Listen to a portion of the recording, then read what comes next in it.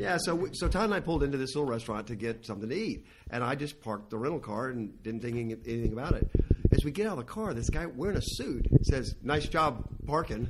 I was like, "What's he talking about?" And evidently I took up 2 parking spots on the side of this little hill. And so Todd says, "Well, thank you, sir." And I'm like, "Wait, what did I do wrong?" Right? And so Todd's like, "Give this about 5 seconds of your life. Don't let this bother you." But now every time I park, I'm like, "What do you think, Todd? Did I park okay this time?" So I think I probably need therapy over that. But so we were at a place called Mike's Feed Store. Mark's Feed Store, and the parking lot is. It's kind of an old gas station or something. It's an old feed store. Oh, yeah. Oh, hence the word feed store, yeah. And so the parking lot's really slanted and crooked. And Bob was driving some big, like the Queen Mary truck. And he parked it super appropriately. And this guy was just kind of a snot bag and made this mean comment. And I've always found that when people make mean comments, the best way to diffuse them is act like they're nice comments. So, like when people flip you off, wave back, because then what you've done is you've totally cut the payoff. So they're not getting the satisfaction of being judgmental on you, and they spend the whole rest of the night wondering, well, did he think I actually waved at him?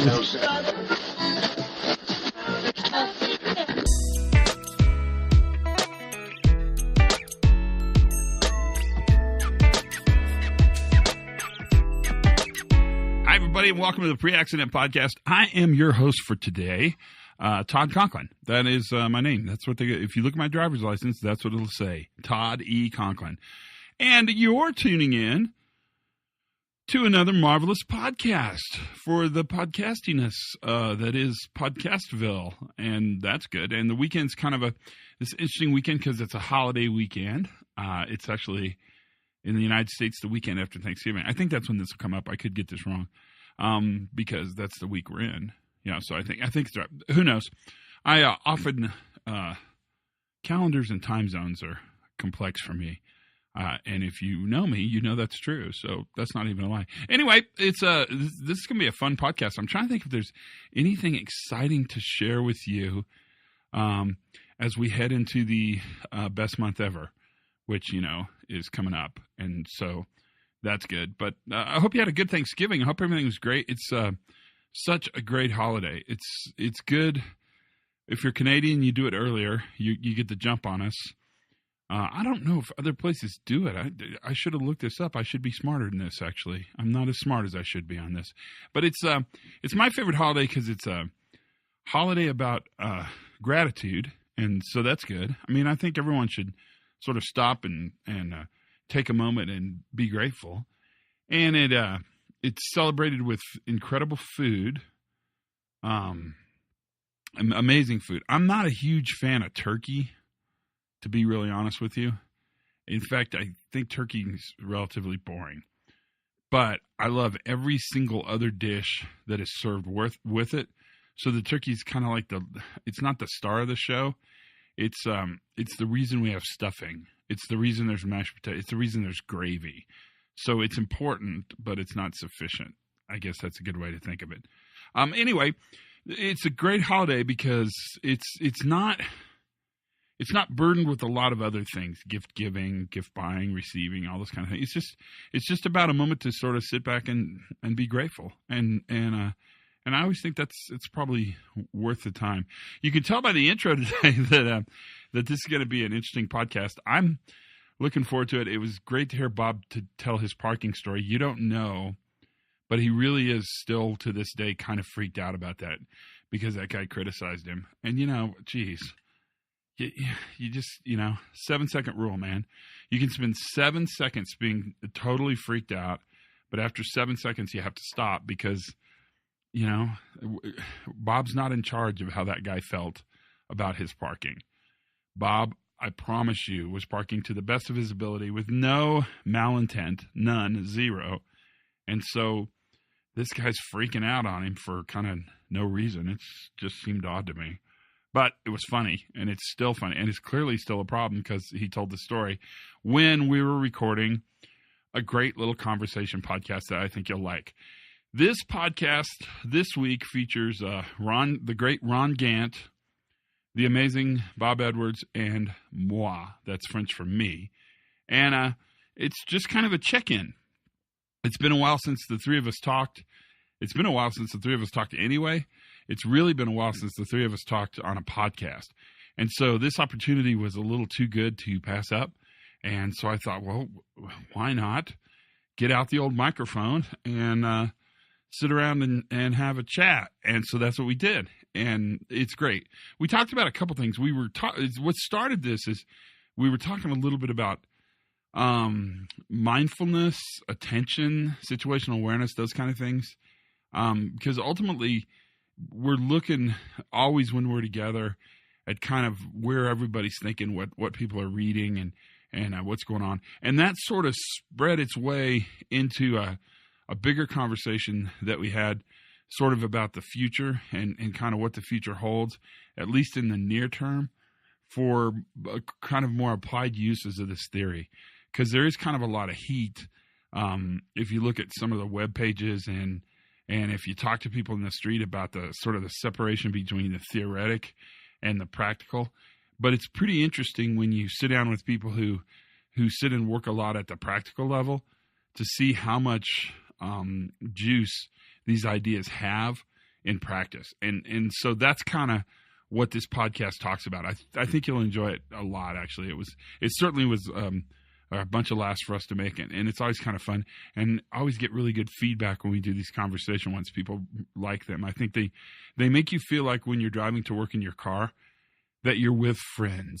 You know what I mean? A whole group of friends. Your car is filled with friends, and you can sort of have that conversation with us. And that's what's most important. So without much more fanfare, because I have quite a bit of fanfare on me right now, I think I'll pass it right over to the podcast and kind of let the podcast carry itself. Enjoy, and I'll talk to you on the back side of this. Here is Ron Gant, Bob Edwards, and myself on a conversation about the world and life and safety and the new view and doing things differently and paradigm shifts. Here it is.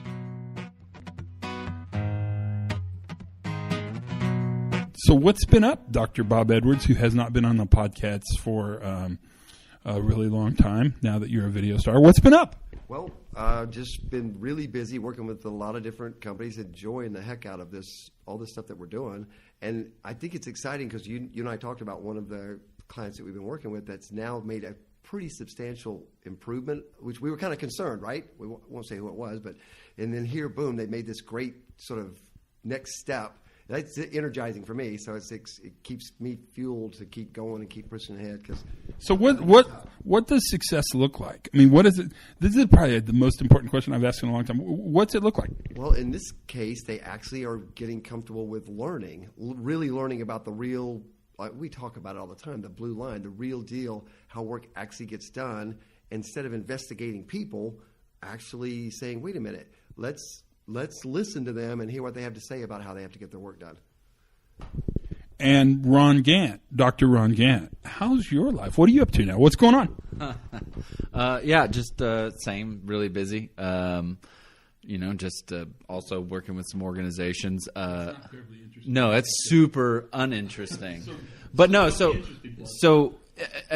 of I'm on the converse, a few of the organizations I'm working with are running into those roadblocks about, going to default explanations for why things are happening.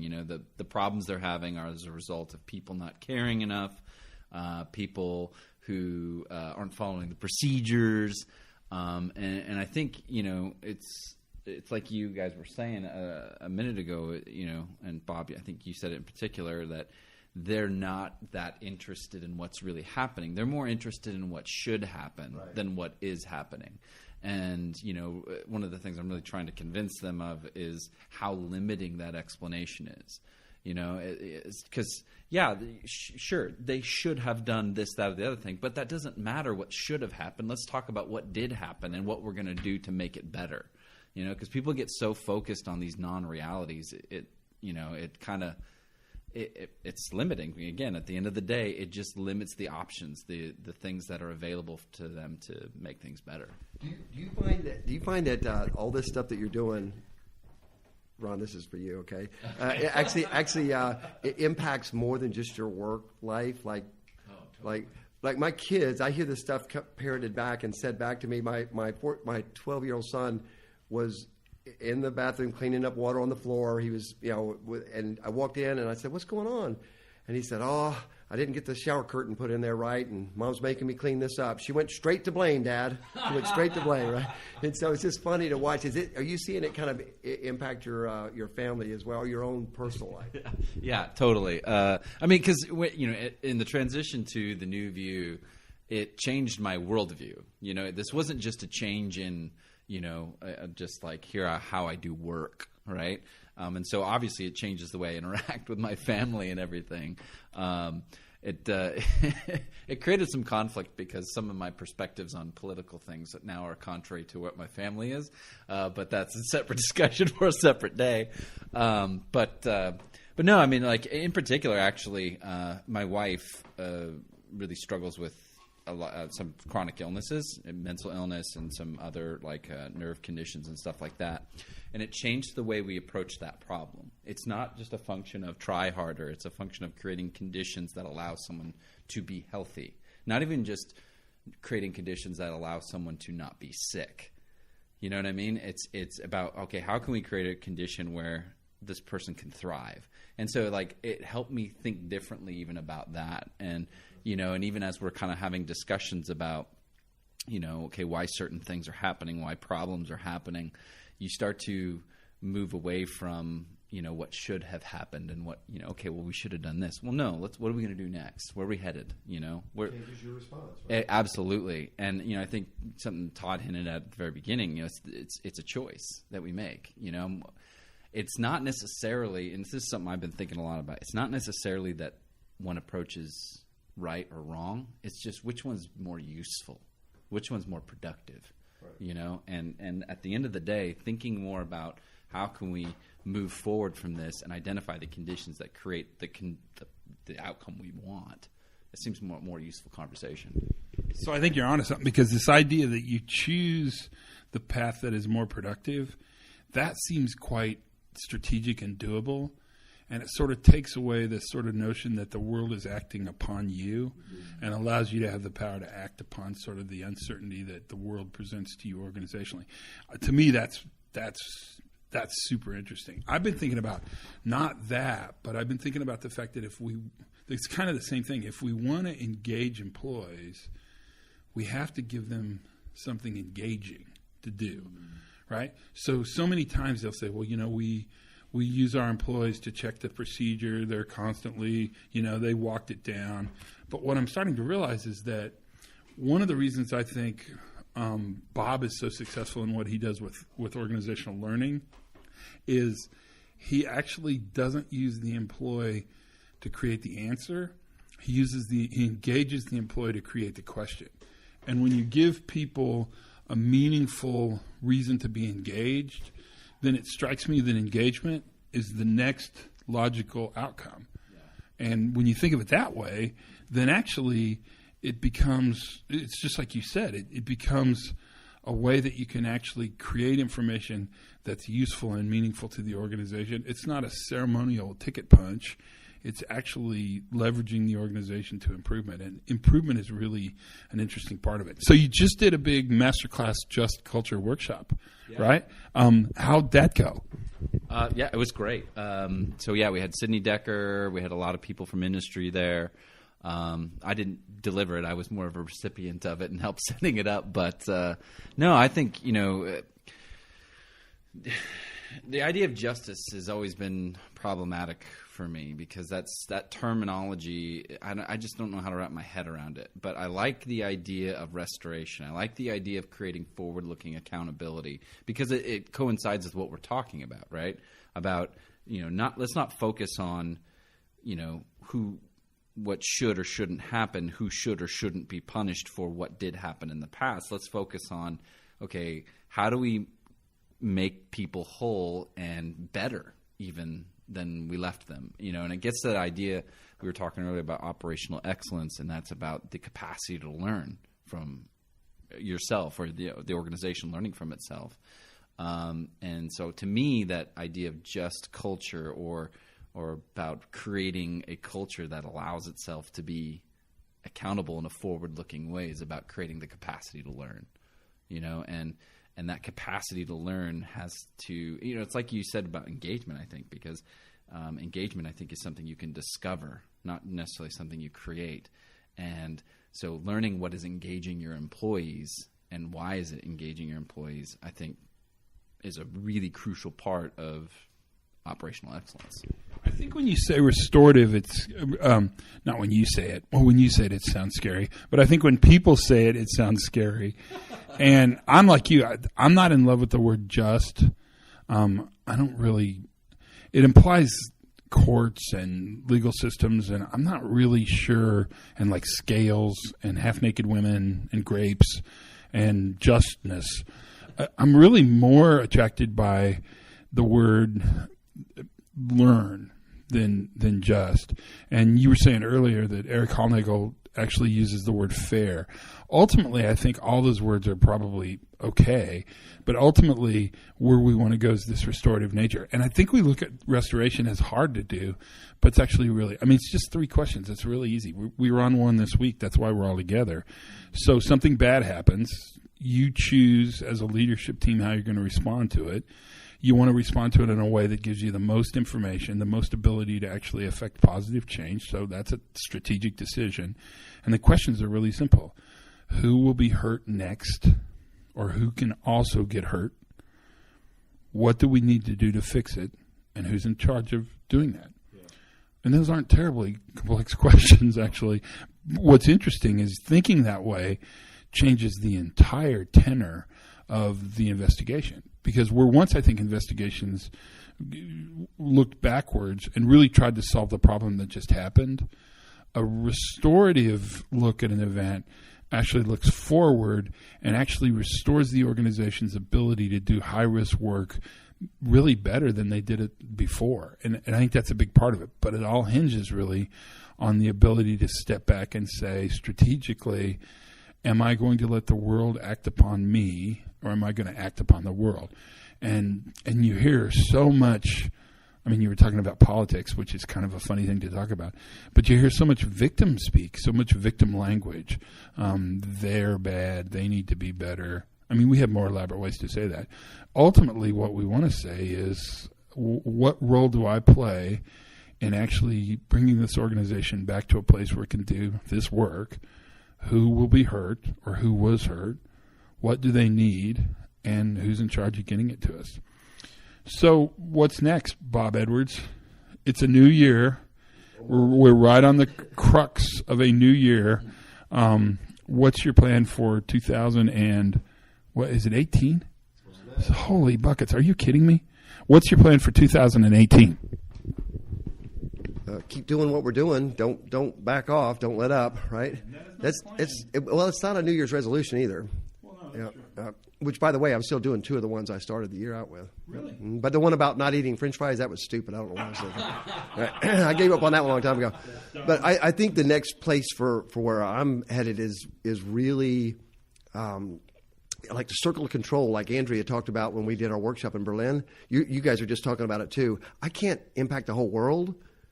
None of us can really, but there is something around our area here that we have some impact on, that we can make a difference with.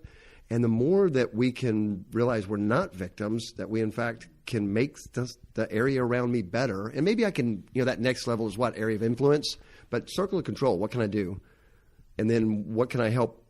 So that next level, I can't solve the world's problems, but let's try to solve the stuff that's near us. And I think the more we're doing this, the more we're realizing, wow, this is starting to pick up a little bit of momentum. So we don't want to slow down. So that's not a plan, but that's where my thinking is.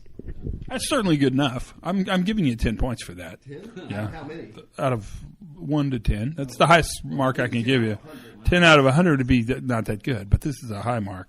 So for me, next year is going to be interesting because I think it's time that we look at understanding ultimately what this new view means to the greater good. So now we're going to look at this around things like overall operations and how we can actually build systems that are resilient enough for production, resilient enough for profitability, resilient enough for social justice and fairness, resilient enough for safety, resilient enough for environmental, so that we actually can make a big difference. For the new year, I think I'm gonna exercise on letting go. That's my goal for next year. So we'll see if it works, but I've been thinking about this a lot. Is I'm going to create a process where I let something go every single day. And if I can't think of anything to let go, then I have to take something from my house and give it to the Salvation Army. That's my plan, I think. Ron, what do you think? I like that a lot. Make me the co-author of that. Okay. No, so yeah, I mean, for me, next year's continue to keep learning and growing. I'm still in school, of course, so I hope to finish that one day. That's one of my goals for next year. But how's high school going? Are you about to it's pretty good. Yeah, third period's pretty rough. Prom's coming up. I'm pretty stressed about that, guys. You know, I'm really not sure if any, if I'm going to be able to find a real date. So yeah. Oh God, so many nightmares. No, so in particular, for me, it, kind of really, and I think, Todd, you were saying it really well, helping people to see the intersection of all of these things that we talk about separately, and how, because we often, safety, when you talk about safety, you talk about hazard and risk. And when you talk about production, you talk about, throughput, and you talk about all these other things. Quality, you talk about first pass yield. Exactly, but really helping people see, well, there's a huge amount of overlap in these things, the stuff that we think of as just, I don't know, normal work, but is really part of safety, is really part of operations, is really part of environmental, is really part of quality, and showing people how in the mundane, the stuff that they don't pay attention to, that's where a lot of the real serious issues are found. Because that's the kind of stuff, it's like getting people to see that no news is bad news. When they're not hearing stuff, that's when you should be really afraid. It reminds me, there's a scene in Indiana Jones, or it was the first one, Raiders of the Lost Ark, where they're walking in to the right at the beginning, and they're walking in, and he says, there's nothing to be afraid of. That's what I'm afraid of, or something like that. Yeah. So that really trying to get that message across to organizations, I think is really where I want to focus. How can we more effectively make that point and show people that, hey, we want to look for hazards, we want to look for all these other things, but what are the processes you have in place to identify the goal conflicts, the trade-offs, the stuff that people have to overcome every day to get work done? So what'd you think? It was fun. It was a great little conversation. It's always good to get together with those guys. It's good to, it's just good to get together with your community, with your people, with your tribe, a word they're using a lot on the news nowadays. But that kind of opportunity to hang out and just sort of discuss what's going on, what challenges you're dealing with, how you're dealing with those challenges, what the future holds, what you're reading, what you're interested in, what you're watching, what you're listening to. Those are really great opportunity. I believe the word they use for that is friendship. I think I don't want to lose you in tech talk here, but it's nice to have that sense of community around you, and it's especially nice, I think, to share it just in a hopeful and encouraging way. Because the more I think about this, the more I'm convinced that what we're doing is really we're just changing the way people understand and respond to less than adequate events that happen in their systems, processes, in what happens, and that response, I think, is hopeful and forward looking, and not negative and punishing. And I think that's really a powerful tool for us. It's a powerful tool for our organizations. And we have enough data now that we can say, things get better. Things don't get perfect, but we'll probably never manage perfect. God knows we've tried to manage perfect. what we're going to manage really is organizations, people, processes, systems that have the ability to fail and learn and improve. And if we're really good at it, they have the ability to fail safely, learn, and improve so that the next time we fail way better than we failed the time before. And that, I think, is really the encouraging part of all these conversations. It's certainly what keeps us doing the work we're doing, because I know it's hard work, you guys. I know that you're up against leaders and boards of directors and managers who really think the only thing they could do is punish people in order to get obedience. And we just have to help them every day in ongoing conversations that hopefully move incrementally towards the new view, to understand that thinking probably is not going to be the thinking that gets us to the next place. It's not going to break the asymptote. And that's where we want to be and how we want to think about it. I think. I don't know. It's wide open for you. That's something to think about for sure. But I hope you enjoyed this podcast. It was really fun. It was definitely fun for us to do. They're always fun. Tell your friends. The numbers are getting better and better and better, or bigger and bigger. One is better, but more and more people are listening, which is great. That's helpful. I think it's doing good work. I sure am getting a lot of really good feedback from you guys, so that's cool as well. Until then, though, be brave, be fearless, and try to get what you need. That's important. As always, do something fun every single day. Learn something new. And for goodness sakes, most importantly, be safe.